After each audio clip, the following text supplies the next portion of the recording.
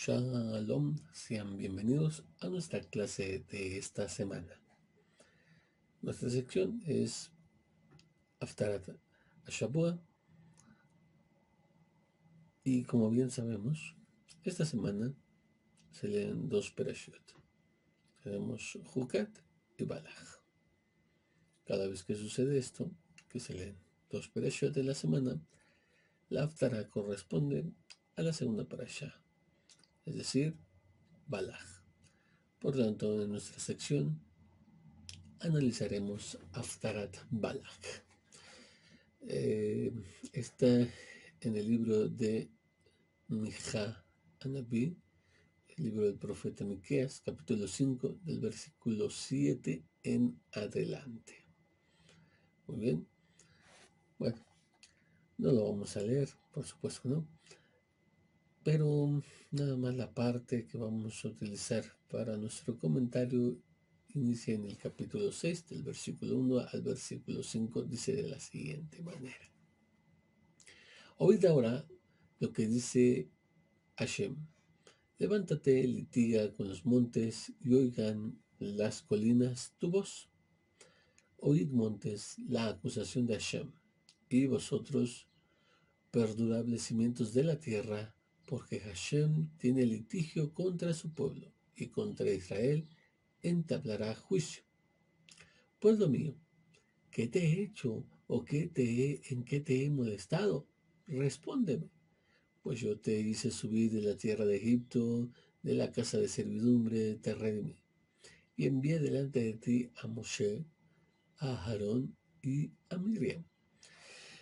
Pueblo mío, acuérdate ahora de lo que maquinó Balach, rey de Moab, y de lo que le respondió Bilam, hijo de Beor, desde Sittim hasta Gilgal, para que reconozcas las justicias de Hashem.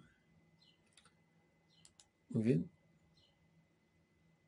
La Haftarah termina en el versículo 8. Bueno, entonces, nuestro tema del día de hoy. ¿Fue un ángel o un profeta quien sacó a Israel de Egipto? Uno de los principios fundamentales de interpretación es que, como lo leemos o más como lo recitamos en Shacharit, es que cuando dos versículos parecen contradecirse, debe buscarse un tercero que los armonice. A primera vista, esto es precisamente lo que ocurre respecto al instrumento utilizado por Hashem para sacar a Israel de Egipto. Por un lado, está escrito en Bamidbar 20:15 al 16. Nuestros padres bajaron a Egipto y nos quedamos en Egipto mucho tiempo, pero los egipcios nos trataron mal, a nosotros igual que a nuestros padres. Clamamos entonces a Adonai y escuchó nuestra voz. Envió un ángel y nos sacó de Egipto. Esto está escrito en Bamidbar 20 del 15 al 16. Desde nuestros padres bajaron a Egipto y nos quedamos en Egipto mucho tiempo. Está en la historia, por supuesto, de Israel. Pero los egipcios nos trataron mal, el principio de Shemot. A nosotros, igual que a nuestros padres, clamamos entonces a Adonai y escuchó nuestra voz. Todos los primeros capítulos del libro de Shemot. Entonces, fíjense cómo dice, entonces clamamos a Shem y escuchó nuestra voz y envió un malach, un ángel. Está escrito en Bamidbar 20:15 y 16. Sin embargo, el profeta Hosea declara en su capítulo 12, versículo 14, en su libro, Hosea dice, por un profeta subió Adonai a Israel de Egipto y por un profeta fue guardado. Entonces tenemos en Bamidbar que dice que fue un ángel, pero en Hosea dice que fue un profeta. Entonces, esta es una aparente contradicción. ¿Fue un ángel o fue un profeta? Que fue como titulamos a esta enseñanza.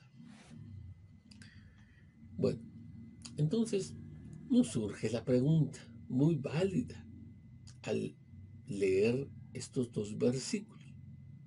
¿Fue un ángel o fue un profeta? Estamos hablando de la identidad del instrumento mediante el cual Hashem redimió a su pueblo. La dificultad aumenta cuando leemos nuestra Haftará, ya que vuelve a recordar la redención de Egipto. Ya leímos el versículo 4 y versículo 3 y versículo 4 del libro del profeta Mijá, el cual dice, repito, pueblo mío, ¿qué te he hecho? ¿En qué te he molestado? Respóndeme, porque te hice subir del país de Egipto y de la casa de servidumbre te redimí y envié delante de ti a Moshe, a Aarón y a Miriam. Aquí aparece el tercer elemento, el tercer texto que permite armonizar los dos textos anteriores, conforme a la regla que recitamos justamente en Shaharit. ¿Sí? Al final, recuérdense, al final de Berkat Shahar se encuentran las 13 mitot para interpretar la Torah.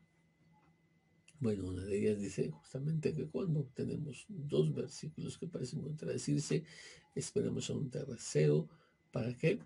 Para que armonice, para que nos dé la respuesta. Bueno, este es el tercero. Antes de continuar, hay que analizar un poquito acerca de lo que dice el profeta Mija. Antes de responder, entonces, tenemos que, vamos a llamar lo de si fue un ángel o fue un ser humano, un profeta, el instrumento que Hashem usa para sacar al pueblo de Israel de Egipto, ese la llamaremos nuestra cuestión principal. Pero también conviene detenernos en la expresión utilizada por el profeta, ya que llama a Egipto casa de servidumbre. Hashem no solamente dice que sacó a Israel de Egipto, sino que específicamente que lo redimió de la casa de servidumbre. Y no solo ahí, tenemos en Shemot capítulo 20, que dice, yo soy Hashem, tu Elohim, que te sacó de la tierra de Egipto, de la casa de servidumbre. Y aquí en nuestra Haftará nos vuelve a decir lo mismo. Lea con cuidado ahí. Mijá 6:3 nos dice, porque te hice subir del país de Egipto y la casa de servidumbre te redimí. De la casa de servidumbre te redimí. A primera vista, esto resulta extraño. La esclavitud, por supuesto, en la antigüedad era una realidad común en todo el antiguo Oriente Próximo. Existían esclavos en Kenan, en Mesopotamia, en Asiria y en muchas otras regiones, de hecho en casi todas partes. ¿Por qué entonces Egipto recibe ese título de manera tan particular? ¿Por qué solo Egipto? Ya que la esclavitud era normativa, era común en el mundo antiguo. Porque nada más entonces Egipto se le conoce como la casa de servidumbre. Bueno, la respuesta se encuentra en la singularidad de Egipto. Egipto no solo era simplemente una nación esclavista, era en su tiempo la mayor potencia mundial dentro de su época, entonces era el centro de comercio, el centro de la riqueza, el punto de encuentro del conocimiento y también de prácticas mágicas y hechicería. Los sabios describen repetidamente a Egipto como el principal centro de magia del mundo antiguo. Por ello, la esclavitud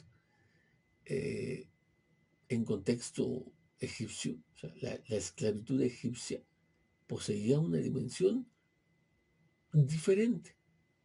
No solamente se concentraba, ¿ah?, en controlar físicamente a los esclavos, sino que el sistema entero estaba diseñado para impedir cualquier posibilidad de liberación. Esto explica por qué la redención de Egipto fue considerada un acontecimiento absolutamente extraordinario. Recordemos, Hashem se presenta en Har Sinai al pueblo de Israel, diciéndole: yo soy Hashem que te saqué de Egipto, de la casa de servidumbre. ¿Por qué no se presenta diciendo: yo soy Hashem que creó el mundo? Y de hecho, si leemos, por ejemplo, o estudiamos el Sefer HaChinuch, muchos de los que ahí llama Shoresh, la raíz, el propósito de cada uno de las mitzvot, encontraremos que hay muchos que dicen: es para recordar los grandes milagros que Hashem hizo cuando nos sacó de Egipto. Porque la salida de Egipto se vuelve un eje para la observancia de la Torah, para el judaísmo. Egipto era llamado casa de servidumbre, como ya hemos hecho énfasis, porque para los esclavos que entraban allí, esa se convertía prácticamente en su residencia permanente. O sea, no había posibilidad de dejar de ser esclavo. Si esto era así, era difícil dejar de ser esclavo en otras partes. En Egipto era casi imposible. Vivían allí y seguramente morirían allí como esclavos. Muchos terminaban en fosas comunes o incorporados anónimamente en las enormes construcciones monumentales del imperio. No se podían parar los trabajos cuando alguien fallecía o cuando alguien era atrapado entre las rocas. No van a decir: quítalo y vamos a sacar el cadáver para enterrarlo. No, lo dejaban ahí. ¿Ah? Por eso, la salida de Egipto no fue simplemente una migración nacional. No fue una simple liberación, fue una liberación sobrenatural de un sistema del cual, humanamente hablando, y repito, humanamente hablando, no existía escapatoria. Bueno, regresando a nuestra Haftará, al punto central de nuestra Haftará, más bien, porque la estamos analizando. El tercer versículo que resuelve la dificultad fue el de nuestra Haftará.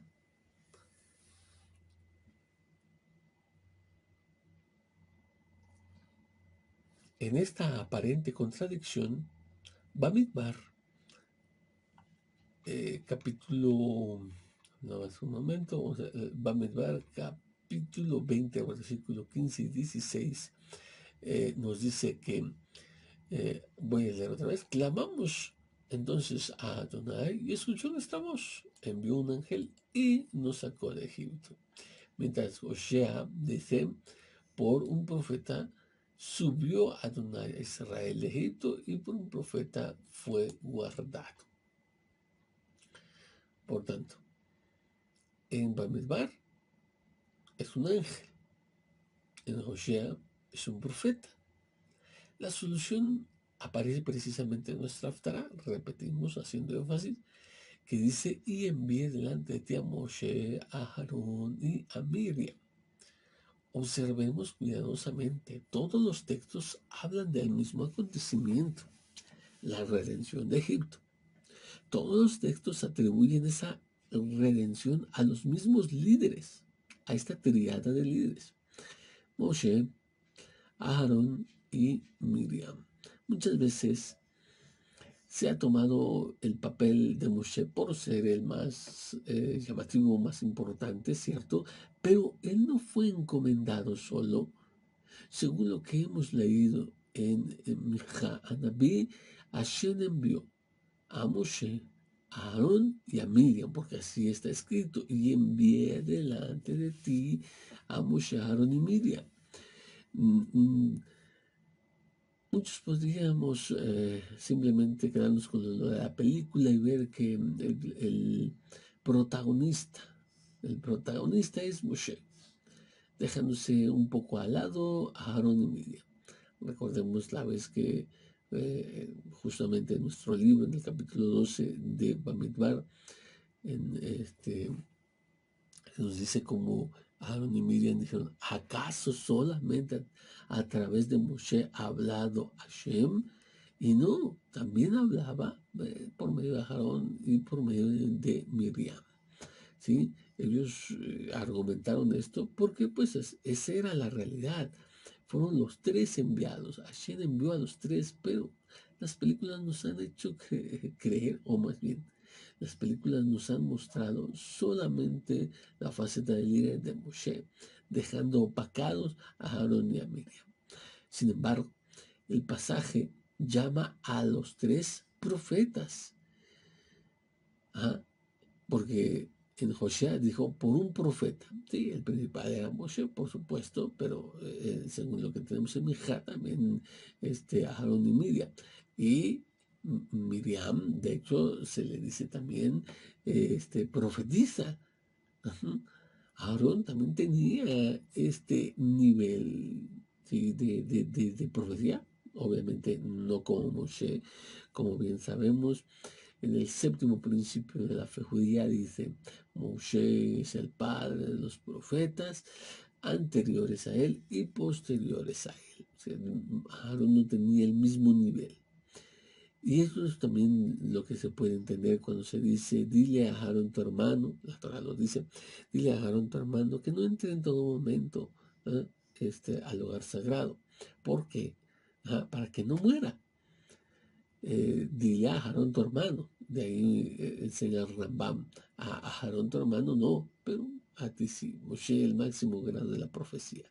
Pero bueno, entonces Miriam también es profeta, Aarón es profeta, Moshe es profeta, sí, como lo dice Osea por mano de un profeta. Claro, está aludiendo principalmente a Moshe, pero no deja fuera a los demás porque tenemos que ver los tres textos que estamos analizando. Y en el otro, en Bamidbar dice, envió a un ángel.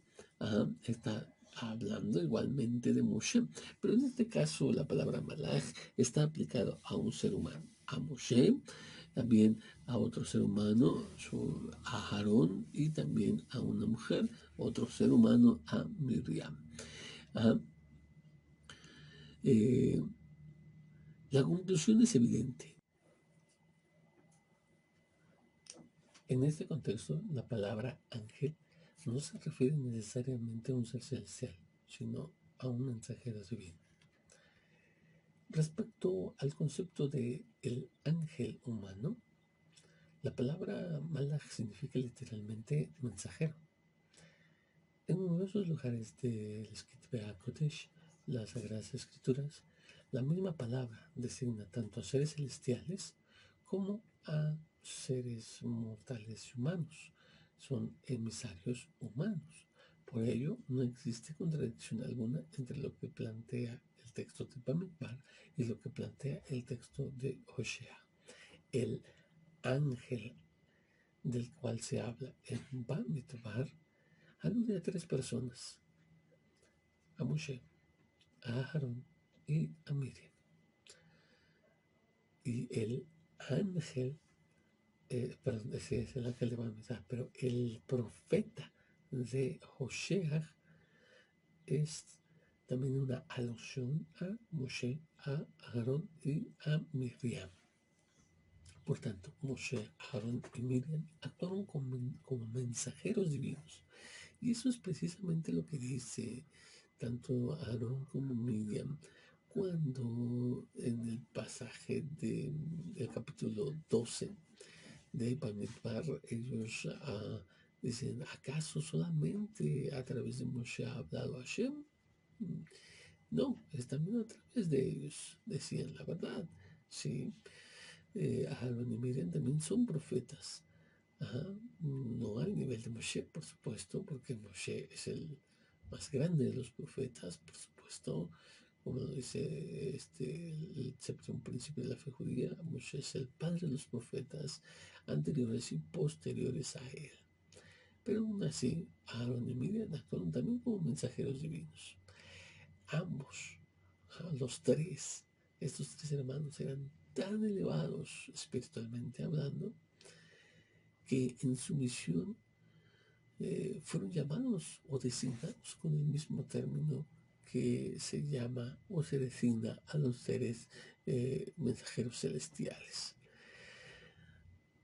En las clases aludidas, porque ya he dicho que ya hemos hablado de esto, en otros comentarios a diferentes Aftarot o bien en Torah Mashiach hemos hablado acerca de esto, que la literatura rabínica utiliza el mismo término, ¿sí? O sea, el mismo lenguaje respecto a otras figuras. De hecho, el mismo Tanaj, el Tanaj, en Malachi capítulo 2, versículo 7, encontrarás que el Kohen, el servidor del templo, es llamado Malach. Del mismo modo, los maestros de la Torah pueden recibir ese título tanto en el Talmud, vean las clases por favor, ahí ya hemos enseñado eso, como a manera de prueba en Masoret de Tumá, en el dicho 13, se alude eso, el rabí pide a qué es semejante, y hay, en ese caso hay un matitiao, dice a un malaj, a un ángel. Cuando entonces transmite fielmente la palabra divina, un maestro de la Torah puede ser llamado o designado malaj.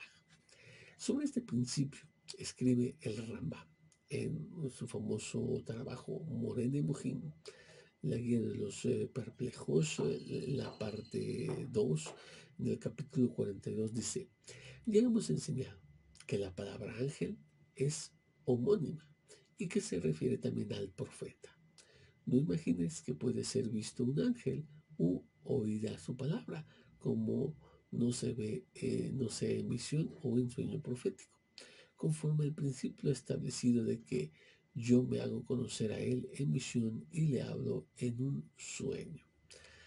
Ahí está hablando acerca de la profecía y nos dice que cuando todo profeta escucha que le hablan, que ve que un ángel y todo eso es en visión o en un sueño profético. Porque la Torah misma establece que Hashem dice, cuando haya un profeta o un sueño, yo me manifestaré en una visión nocturna. ¿Ah? Le hablará en sueño. Así es también como lo plantea yo. Y bueno, por eso, bajo eso, un ángel, si no es en una visión o en un sueño, o sea, se pasa en la realidad, no está hablando de un ser celestial, sino de una persona que se le designa como ángel también. Según entonces el Rambam, la palabra malach posee varios significados relacionados con la función de transmitir un mensaje. Por ello puede aplicarse tanto a un mensajero celestial como a un profeta humano. Para ir finalizando nuestro comentario, hablaremos un poco de la triada de líderes enviada por Hashem. Esto es Moshe, Aarón y Miriam. La Haftarah contiene además un detalle extraordinario. No menciona solamente a Moshe. Hashem declara que envió delante del pueblo a tres, a Moshe, a Aarón y a Miriam. Perdón por tanto énfasis, pero creo que es necesario. Ajá. Porque estos tres conforman el liderazgo. Moshe representa la Torah y la conducción profética máxima. Aarón representa el sacerdocio, el servicio, la paz buscada, ¿ah?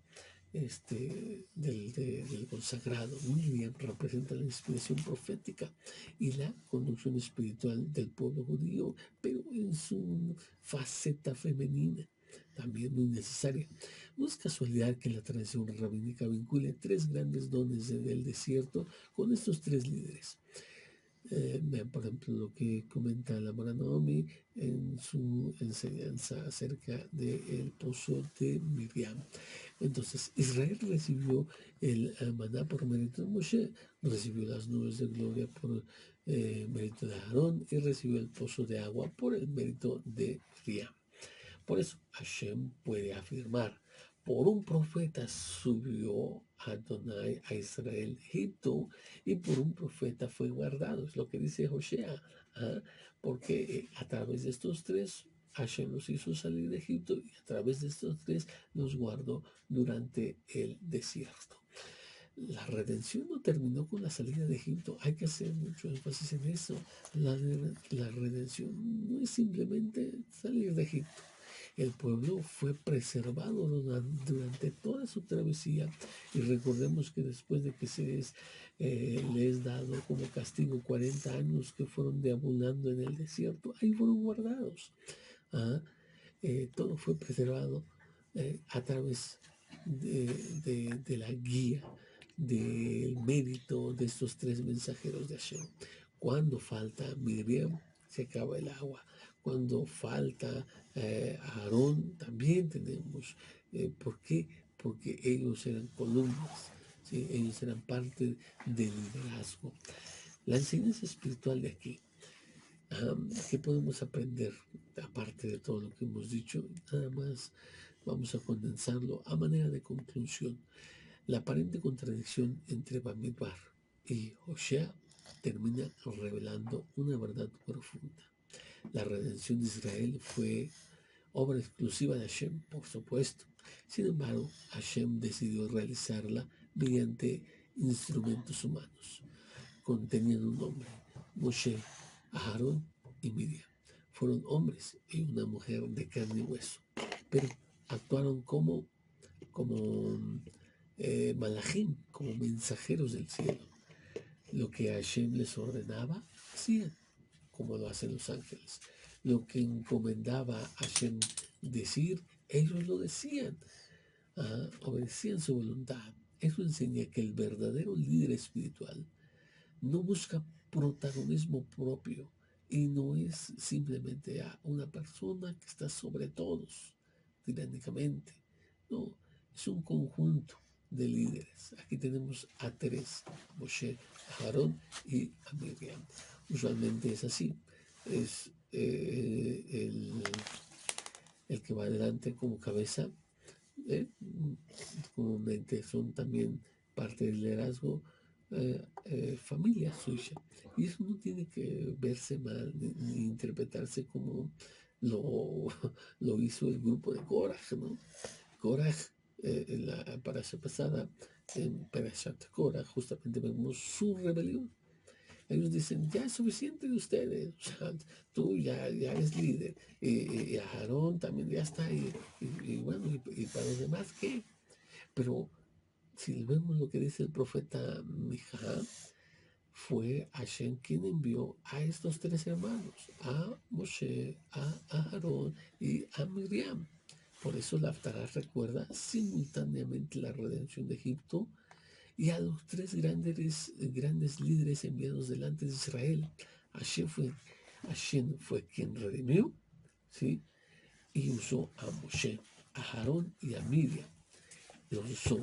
Y por eso les llama Malachim, ángeles, mediante los cuales esa redención se manifestó en la historia.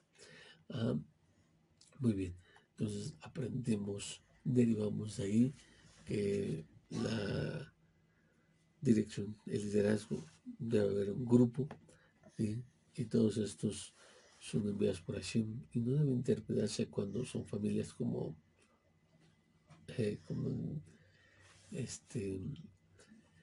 hay una palabra que se me está escapando y esa es, y la palabra que buscaba era nepotismo. El nepotismo es el favoritismo hacia los familiares en el otorgamiento de cargos, beneficios y privilegios o posiciones de autoridad. Entonces no debe ser tomado como nepotismo, sino que así es, hacia Hashem lo envió así desde el cielo, nosotros no podemos hacer nada. Muy bien, bueno, entonces con esto voy a terminar nuestra clase de hoy. Nos vemos la siguiente semana.